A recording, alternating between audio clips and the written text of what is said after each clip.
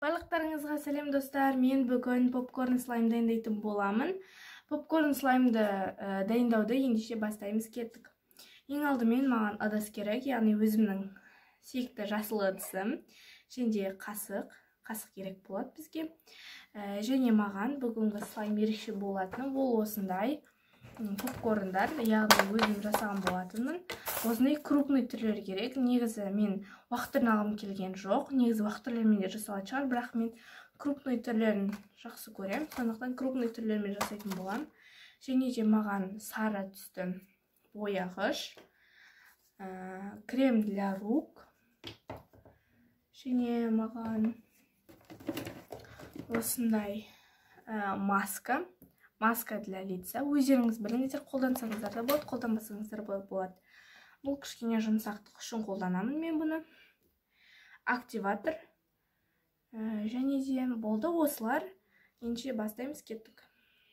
Ең әуелі осы жерге мен клейімді құйып аламын. Клейді өте аз қандай қоямын, себебі ондай қатты. Бұл попкорн слайм бұндай шариктермен бірге өте әдемі болып тұрады, яғни объемный болып тұрады. Мен әрқашанда Alina Paint-ін қолданатын боламын. Маған осынша клей жетеді. Осынша клейдің өзі біраз негізі.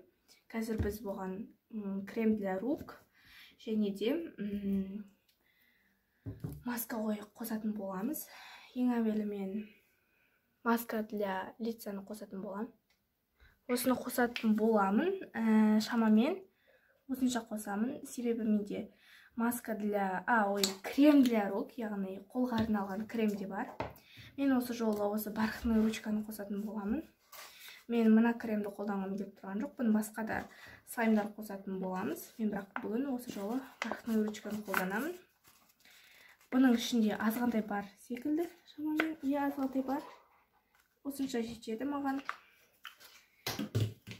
Және де маған яғни қызыл, сары бояғыш керек болады. Осындай қазір сары бояғыш. Осынша қосатын боламын. Осынша жетеді. Және осының барлығын жақсылап тұрып араластыратын боламыз. Жақсылап тұрып араластырамыз.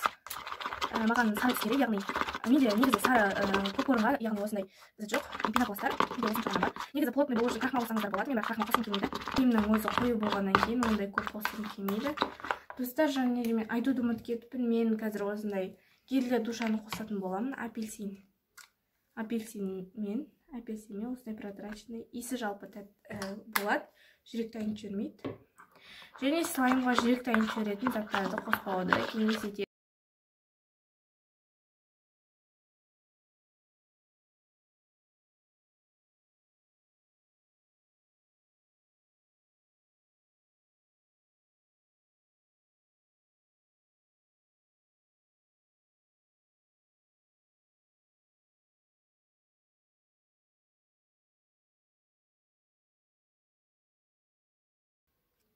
Достар, мен жаңа видеоны қостым ба десем, қосылмай қалыпты. Және мен жаңағы слаймды кішкене жабысқақтау қылып, және оның үстіне пенопласт қосқан болатын. Кешіріңіздер, менде видеом паузада қалып қойыпты, және оны мен қостым деп ойлап қосылмай қалыпты.